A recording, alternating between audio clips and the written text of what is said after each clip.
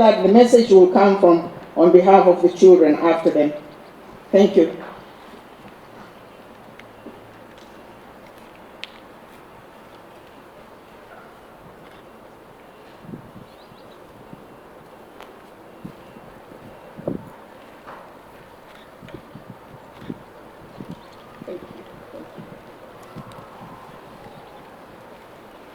Dear friends and family, for you are all friends and family now, joined together by our love of Jane. We are Sarah, John, and Helen, here together to mourn the passing of our beloved sister Jane.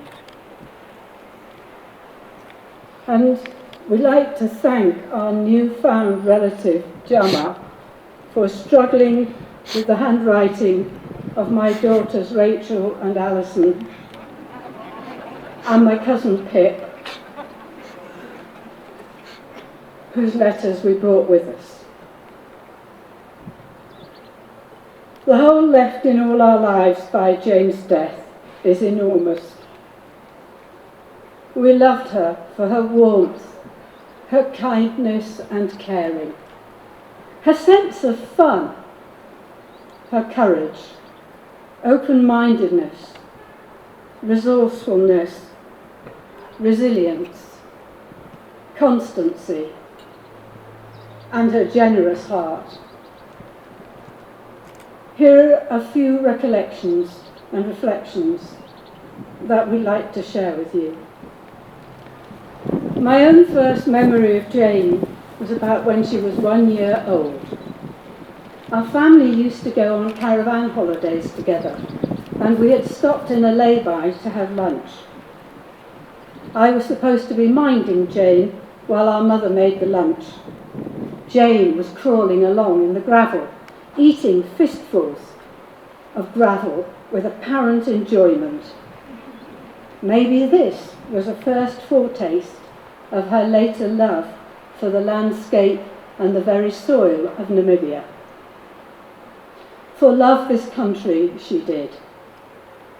All of us, sisters, brothers, in-laws, parents who are no longer with us, nephews and nieces, all were introduced with pride and love by Jane to the history of Namibia and its people, its physical beauties and cultural heritage, its struggle for independence and its aspirations for the future. In the first instance, working with our parents to help them overcome some of their worldviews and accept the path that Jane had chosen was challenging. Jane pointed out that it was the values of respect and caring for others with which they had brought us all up, which was a guiding light for her too in her socialist views and support for the liberation struggle. It is a testament to both Jane and Peter and our parents that they came to love this land too, and to admire the shared commitment of their daughter and son-in-law to building this strong, independent nation.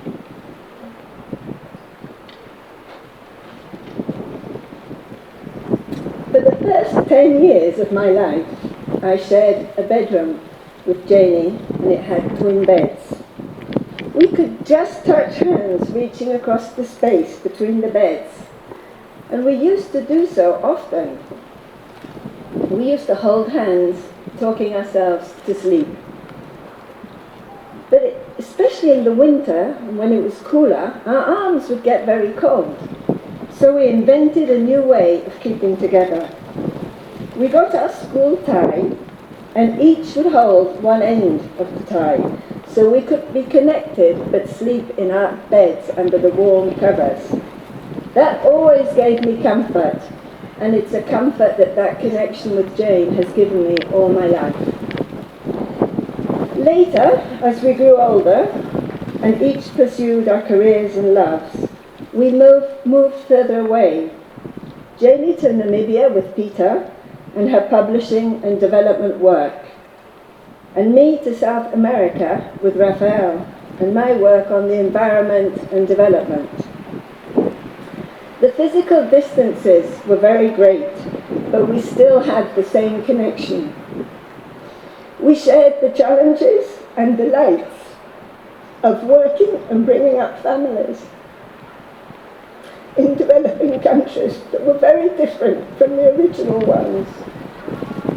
We shared moments of sadness and happiness of everyday life, but we also shared reflections and thoughts of the failures of development progress and the successes of development progress, and of social justice and environmental justice in the countries we had chosen.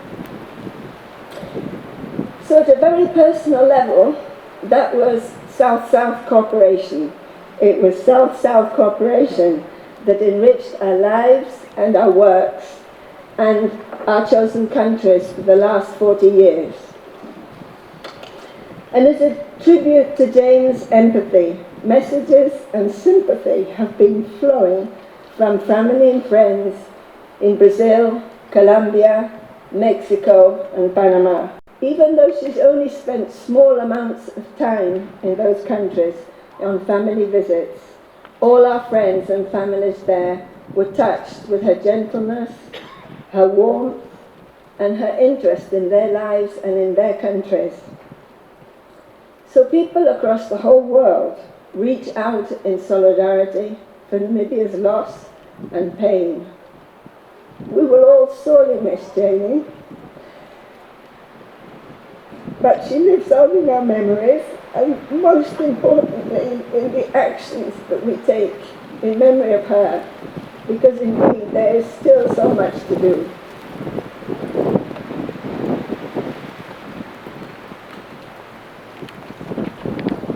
Peter, thank you for coming, the loving, faithful husband to our sister Jane, for caring for her and being with her all over these last years.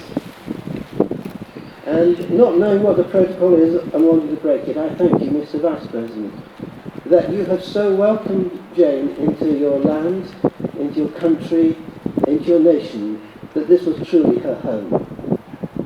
When she boarded the plane, knowing she was not well, preferring to be at home rather than in England, she chose to return to Namibia, her new home. And Peter, you and your children and your children's children will remain part of our family forever. Thank you for being our brother-in-law. Imagine me as a teenage boy in the Cultural Revolution of the 1960s, having a teenage sister only 2 years younger than I. Naturally, we shared friendships, we shared wild parties, we had shared enjoying and exploring music together. We were even partners at one stage on the ballroom dancing floor. What a life. When I, in my late teens, discovered a personal faith in Jesus, it was natural I would share it with my younger sister. To my surprise and delight, she too committed her life to following Jesus. But her journey, as for many others, was not straightforward. Who am I? What do I believe? These were questions she posed time after time, with different answers as her experience and broadening knowledge of the world and other faiths changed her thinking. From believer to agnostic to near atheist, she journeyed, and then back again, always with an open mind to reassess what relationship with God really means, but at the same time with a desire to live as morally good and authentic a life as did our Lord Jesus. At times it was the beauty of creation that elicited faith. Marvelling at the sight of the whales in South Africa, "It makes you know there is a God, doesn't it?" she exclaimed. At other times, my enthusiastic evangelical assurance was too much for her, and she sought wisdom from her more contemplative, Anglo-Catholic, older and wiser great Uncle Roy. At times she was horrified at the things that organised religion has sanctioned, claiming God was on their side. And she was sometimes unmoved by the apparent coldness and irrelevance of some church services to modern life. And then, at other times, she knew she needed God on her side as she battled through life-threatening illnesses, discovering as she read the gospel stories about Jesus that he could be her healer as well as her moral compass. Long before she became a lay minister here at the cathedral, helping others on their spiritual journey, it was her turn to help me. When I suffered a cardiac arrest 16 years ago, she travelled from Brussels to London to read over me and then leave with me her hand-typed copies of various psalms from the Bible, the ones through which God had comforted her. I quote one which became true for her, became true for me, and she would love to become true for all of us. Psalm 91. Whoever goes to God for safety, whoever remains under the protection of the Almighty, can say, "You are my defender and protector. You are my God. In you I trust."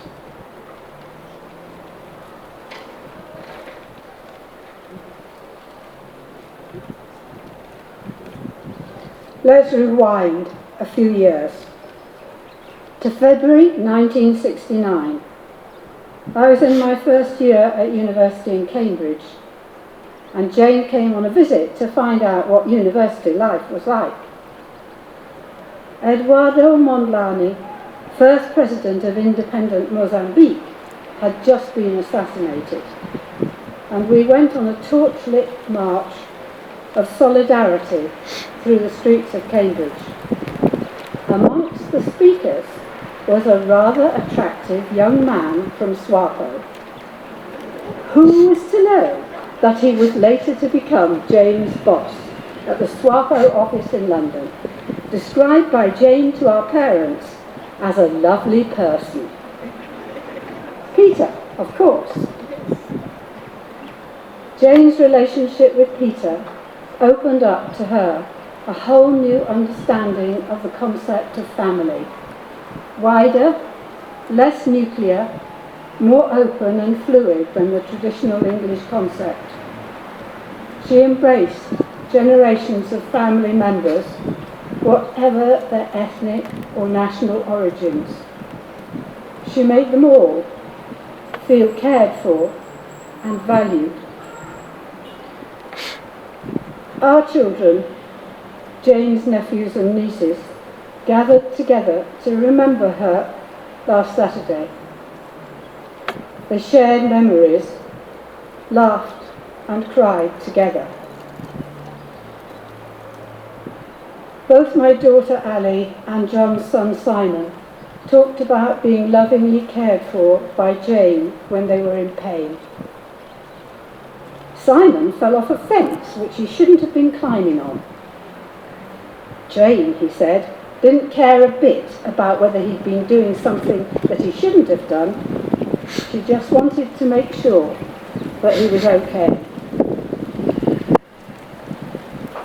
Helen's sons, Antonio and Danielle, remember Jane's encouragement of their creativity and her belief in them.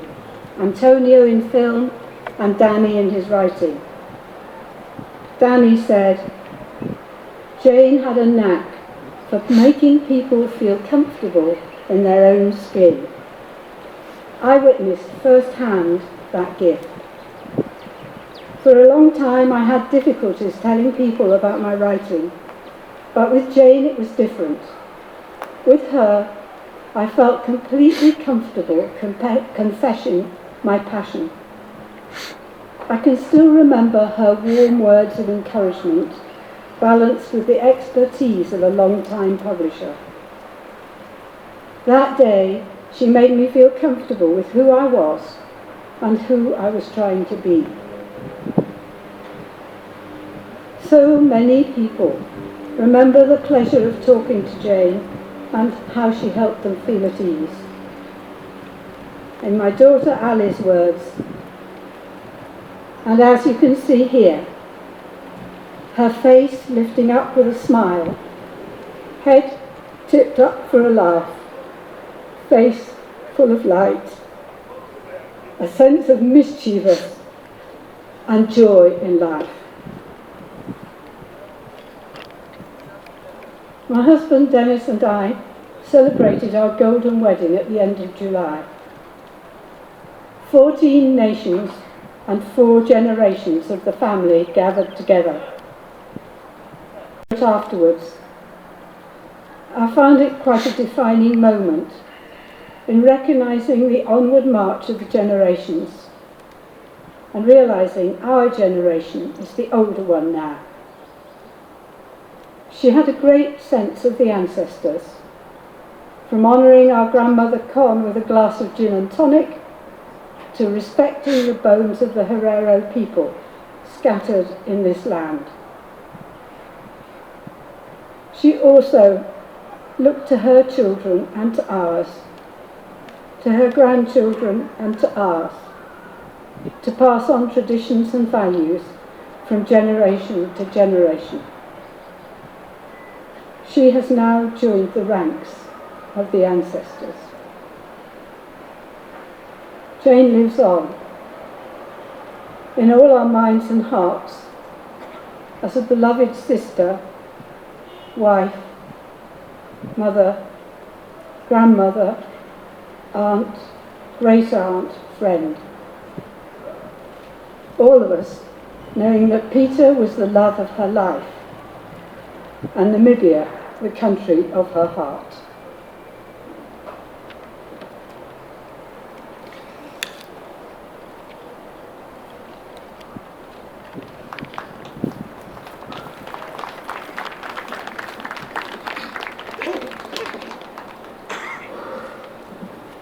Thank you.